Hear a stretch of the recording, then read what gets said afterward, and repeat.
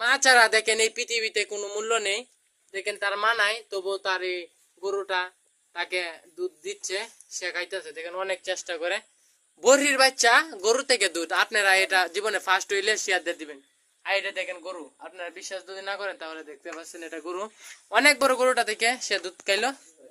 অনেক শিশু ছোট একটা বাচ্চা আছেন, এই দুইটা বাচ্চা তার মা শিশুকালে মারা গেছে। আপনি দেখছেন ভাই কয় বছর হয়েছে বাচ্চাটি?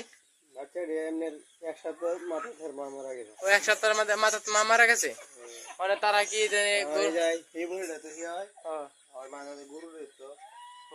এভাবে চলতেছে না ভাই? ভাই এই ভিডিওটা যদি ভাইরাল হয়ে রে,